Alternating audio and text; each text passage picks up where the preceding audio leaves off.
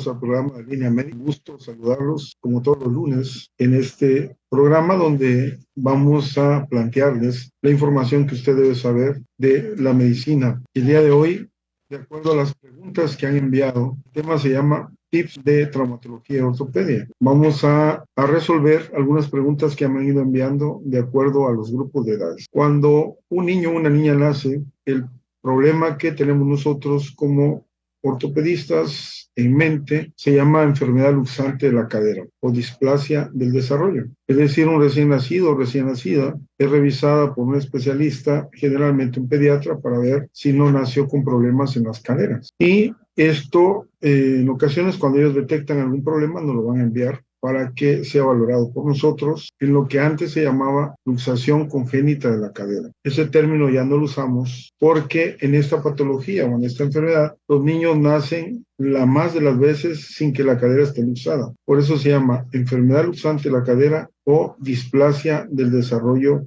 de la cadera, es decir, displasia un crecimiento que no es normal. ¿Cuál es el manejo indicado? El manejo va a ser por el especialista, pero antes se recomendaban el uso de 2 pañales o doble pañal. Esto es porque queremos que las caderas se abran un poquito. Bien, no recomendamos que envolvamos a los niños como si fueran taquitos, porque esto predispone a la luxación de las caderas. Bien, estos niños cuando llegan al año deben caminar. Cualquier niño, cualquier niña recién nacido debe caminar al año. ¿Qué tanto tiempo del año? Año 2 meses, año 3 meses. Si el niño o la niña no camina al año 2 o 3 meses, no es porque se haya caído y le haya quedado miedo. No es porque así le pasó a su hermanito o a su hermanita y entonces también va siguiendo el mismo patrón. Generalmente se debe a un problema de la cadera. Así que es necesario que acudamos a la valoración de un especialista en traumatología y ortopedia. ¿Y qué otro problema podemos tener entre este año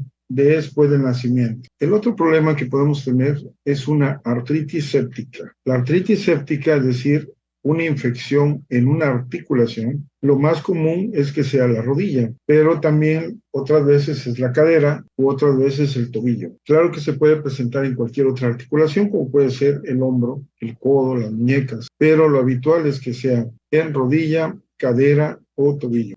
Y en estos casos es importantísimo que ustedes tengan ese conocimiento porque los niños generalmente van a presentar dolor al mover una articulación. El dolor de la articulación de la cadera lo van a referir como un dolor hacia las rodillas. Mucha gente se puede confundir con un dolor que es hacia las rodillas, pero es la cadera. En la artritis séptica, por ejemplo, el paciente no va a querer mover esa cadera, va a presentar fiebre o tiene fiebre antes. Generalmente se asocia con un cuadro previo de un problema de infección de vía urinaria, infección intestinal, y en estos casos no está indicado iniciar con un antibiótico. Así como lo escucharon, no está indicado iniciar con un antibiótico. El antibiótico en la artritis séptica se va a utilizar cuando ya tengamos el diagnóstico y se tenga que operar. Entonces, si ustedes tienen o ven algún niño o niña que de repente empieza llorón y no quiere mover su piernita, su rodilla, piensen que algo malo tiene y que esto debe ser resuelto por un experto. ¿Qué pasa si nosotros no atendemos este caso? Hace pedazos la articulación infección. O sea, la cadera desaparece o la rodilla se hace horrible. Y que esta palabra no me gusta usarla mucho, menos en medicina, pero sin embargo es algo dramático por el aumento de la presión de la articulación. Por estas bacterias se destruyen los cartílagos y parte de los huesos. Por eso es importante que acudamos con un experto. Bien, en relación a otras preguntas que me hacían con las fracturas, cuando un niño o niña se cae y refiere dolor, generalmente no le hacemos nada, le ponemos un poquito de hielito. Lo primero es saber qué tipo de mecanismo fue, o sea, cómo fue la caída. Y de acuerdo a eso es como vamos a actuar. Lo que no debemos hacer es pensar que esto se va a resolver solito. Si ese dolor del codo, si ese dolor de la pierna que se presenta después de una caída y no tiene deformidad como para decir, no, pues está bien chueco, entonces se fracturó. Que eso, por obvias razones, se sabría que hay que acudir con el experto. Pero en los casos donde se fracturan y no se desplaza, entonces, ¿qué es lo que tenemos que hacer? Sospechar que tiene una lesión ósea. Entonces debemos acudir con el médico general o con el especialista para que se tomen radiografías. Si tenemos dudas, serían radiografías comparativas. En estas radiografías comparativas podríamos nosotros resolver este problema. ¿Por qué? Porque tendríamos ya el diagnóstico. Bien, esto sería de los niños menores de 1 año, mayores de 1 año. Los niños que nacen con los piecitos todos chuecos, que se llama pie equinovaro aducto o PEVA, en esos niños lo importante que debemos saber es que el tratamiento debe iniciar desde el nacimiento, igual que la enfermedad luxante de la cadera. El tratamiento inicia desde que se nace. ¿Qué es lo que buscamos en el niño con los pies chuequitos, que sería el pie equinovaro aducto? Que camine normal al año, 2 meses. Por lo tanto, la cirugía de él, si se requiere hacer cirugía para corregir, tiene que ser por ahí de los 8 meses, para que en cuanto se recupere ya pueda hacer su caminar normal. Bien, esto con respecto a los niños de recién nacidos 1 año. Ahora, últimamente nos hemos encontrado casos de algún problema de la cadera. Entre los 4 y los 12 años hay un problema donde la cabeza del fémur se inflama, se sospecha que por un problema vascular y se empieza a literalmente aguadar la cabeza femoral. Se empieza a lesionar y el niño lo que va a referir es un dolor de las caderas hacia las rodillas. Entonces aquí se toma un control radiográfico y la mayoría de nosotros piensa pues ya con eso, no se mira fractura, no se mira ninguna lesión, por lo tanto no tiene nada. En esta enfermedad que se llama Legg-Calvé-Perthes, en este problema las primeras imágenes se van a ver en la radiografía de la cadera abierta, es decir, en posición de radio. Se llama proyección de Lowenz. Y ahí es donde un médico especialista meticuloso de traumatología ortopedia pues se va a dar cuenta que hay un problema severo ahí. Legg-Calvé-Perthes. ¿Con qué haríamos el diagnóstico diferencial de esto? Con otros problemas, como en el caso de Legg-Calvé-Perthes, con la epifisiolistesis femoral, es decir, una fractura de la placa de crecimiento y con respecto a la cadera. ¿En qué niños se da esto? Niños obesos, niños que han crecido muy rápido y que tuvieron un traumatismo muy severo. Recuerdo que cuando jugaba hace ya muchos años de niño, para hacer travesuras a los más grandes, brincabas 4 gradas y hacías el brinco como estaba uno chiquito, ya que no puedes hacer esto. Entonces ahí va el niño grande, brinca lo mismo que nosotros y se lastima la cadera. Entonces va a presentar dolor, un dolor fuerte del muslo o de la cadera hacia la rodilla. Está indicado que se le tomen estudios radiográficos. Bien, entonces ahí ya tenemos el diagnóstico diferencial del Legg-Calvé con la epifisiolistesis femoral. En el caso de la artritis séptica que estaba mencionando, para esos niños menores de 1 año y también mayores, el diagnóstico diferencial cuando tenemos una sospecha de artritis séptica, también tenemos una sospecha de artritis o sinovitis reactiva, es decir, no es una infección bacteriana, sino es una infección autolimitada, es decir, el paciente va a presentar todo el cuadro clínico de una artritis séptica, fiebre, dolor, proteína C reactiva aumentada, biometría hemática con leucocitosis, entre otros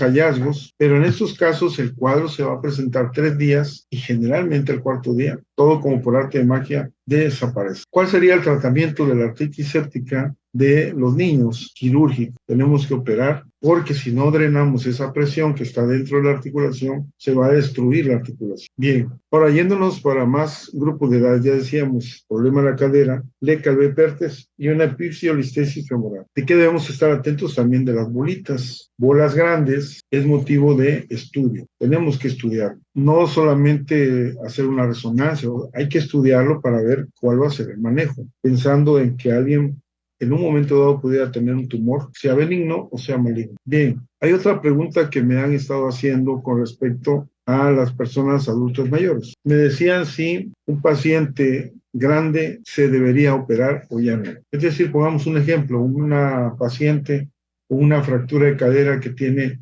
92 años. La cirugía aquí va a estar indicada para evitar las complicaciones del reposo prolongado. Es decir, lo que queremos es evitar que esté postrada en cama. Y si yo no le hago un tipo de tratamiento quirúrgico, la persona va a tener que estar en cama durante varios meses. Y esto le hace tener riesgo de una trombosis o tromboembolismo pulmonar o diestrés respiratorio. Bien. Entonces, un paciente grande cumple con lo que marca la Ley General de Salud, tendríamos que hacer el procedimiento quirúrgico. Bien, ahora, esto con los pacientes muy ancianos. ¿Cuáles son los estudios que debería llevar un paciente para operarse? Biometría hemática completa, una BH, una química sanguínea, que es el estudio que tiene glucosa, urea, creatinina. Bien. ¿Qué más? Grupo IRH. ¿Qué más? Tiempo de coagulación para ver que todo esté normal. En aquellos pacientes que ya son ancianos o que tienen otro problema, aparte de eso hay que hacer otro tipo de estudio. ¿Cuáles estudios? Mayores de 50 años, un examen general de orina para ver si no hay otro problema. Bien, esto con respecto a la gente mayor, habíamos visto entre menores de un año, entre mayores de un año. Ahora, la otra pregunta que me han hecho mucho es con respecto a las artroscopías. Si se deben operar o no se deben operar cuando hay lesión meniscal. Nosotros en la actualidad buscamos preservar los meniscos, es decir, que estas estructuras que ven acá queden en su lugar, pero generalmente cuando hay lesiones, entonces tenemos que remodelar o reparar. Preferimos reparar. La artroscopía hoy por hoy es el estudio para reparar meniscos, ligamentos, incluso está indicada en la artritis séptica. Bien, esto con respecto a esa temática de lo que sería las lesiones meniscales. Ahora, también me preguntan si es válido el tratamiento conservador en estas lesiones meniscales. El tratamiento conservador es válido de inicio, es decir, alguien va a jugar fútbol y de repente se atora su rodilla, gira y truena. Y entonces presenta dolor que le limita. ¿Qué tenemos que hacer? El raíz, reposo, hielo, compresión y elevación. Pero una parte primordial es darle reposo a la articulación de la rodilla, que podría ser con uso de muletas, y complementar estudios. Estar seguros de qué tipo de lesión tiene. La rodilla es una articulación que generalmente se inflama con facilidad con cualquier traumatismo. Ahora, ya vimos eso. ¿Qué más estudios se le pide a los pacientes cuando se van a operar? Que son mayores de 40 años. Entonces ya dijimos biometría hemática, química sanguínea, grupo IRH, tiempo de coagulación. Y el otro estudio, si son mayores de 40 años, son el electrocardiograma y una valoración por un internista que se llama valoración preoperatoria. Esta puede hacerla un internista, un médico cardiólogo, generalmente son los que le van a hacer. ¿Qué es lo que nos van a decir ahí? ¿Cuál es el riesgo si opero al paciente o a la paciente? Entonces, primordial, es indispensable que se haga cuando los pacientes son mayores de 40 años. Bien, ahora, ya que vimos esas lesiones, vámonos a la ruptura del ligamento. Cuando es el ligamento el que se rompe en la rodilla, puede ser ligamento anterior, que sería el ligamento cruzado anterior, o el ligamento cruzado posterior. En la actualidad operamos ambos, pero el cuadro clínico de estos, se atora la rodilla, se gira y se hace hacia atrás, y entonces se rompe el ligamento. También se puede romper despejando, haciendo un despeje en falso. Hay muchas formas de que se rompa el ligamento cruzado anterior. Y obviamente necesitamos operarlo para que pueda funcionar de nuevo. Bien, con respecto a otras preguntas de traumatología y ortopedia, me preguntaban de las fracturas de antebrazo, es decir, de esta parte. Todas las fracturas de antebrazo en un adulto son quirúrgicas, todas se operan o se deben operar.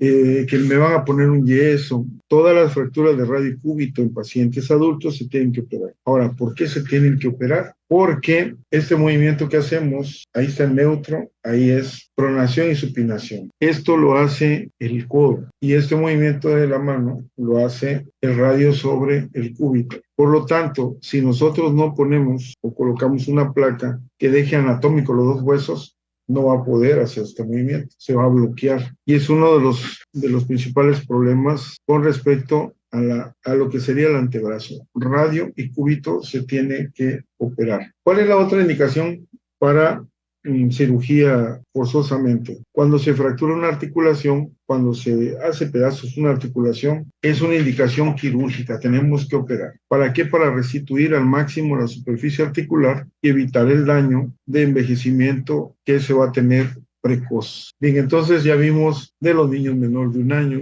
ya vimos de los adultos mayores, de este tipo de lesiones que son comunes dentro de nuestras actividades de la vida diaria. Y voy a cerrar con las recomendaciones. Toda caída de un niño, no nos vayamos con la finta de que todo se cayó muy leve, no le pasó nada, o a lo mejor hasta nos dicen se cayó y no nos explican bien cómo se cayó y nosotros nos confiamos. No nos confiemos de las fracturas de los niños. En el caso de los estudios preparatorios, bueno, ya les dije cuáles y les voy a recomendar una que hagan ejercicio. Hay que hacer ejercicio, hay que estimular a lo que es el sistema musculoesquelético, hay que hacer ejercicio de preferencia diario, de preferencia con una planificación para que las personas estén muy bien. Otra pregunta que me mandaron es si las fracturas de clavícula se operan. Las fracturas de clavícula consolidan muy fácilmente. Las fracturas de clavícula se operan cuando hay indicaciones como cuáles, como que sea un atleta de alto rendimiento. Hay indicaciones para eso, que sea una fractura expuesta. Toda fractura donde se salga un huesito generalmente va a ser quirúrgico. Generalmente va a ser quirúrgico porque se trata de una fractura expuesta. Bien, entonces, dentro de las recomendaciones para la gente grande, que tengan pasamanos en el baño, que tengan las tazas un poquito más altas, que cuiden que no haya cosas tiradas con las que se pueda caer la persona. Pero eso de las regaderas es indispensable. Nos llegan muchos pacientes porque se cayeron en el momento de entrar a bañarse. Entonces es indispensable los pasamanos. Las personas mayores de 70 y tantos años que no vean bien y que no caminen bien tienen que usar bastón. El bastón aquí va a ser muy necesario. Ahora, ¿qué otras recomendaciones haríamos para ir cerrando esta plática sobre tips de traumatología y ortopedia? Uno, mencionamos no confiarnos de los dolores de los niños. No se los atribuyamos al crecimiento. Es que está creciendo. Tenemos que ver de qué se trata. Si no es nada, qué bueno. Pero si es algo, querría decir que se detectó a tiempo. Y eso es lo primordial. Amigas y amigos, no se olviden de ver los programas los días lunes. Les voy a preparar esta plática con imágenes para que quede mucho más cimentada de las preguntas que me han hecho. Los días miércoles, ya saben, llegado del programa Guerreros de la Paz y los días viernes Mundo de Letras. ¿En dónde? Aquí en Ultimátum. No se los pierdan. Nos vemos el siguiente programa y no se olviden de sonreír.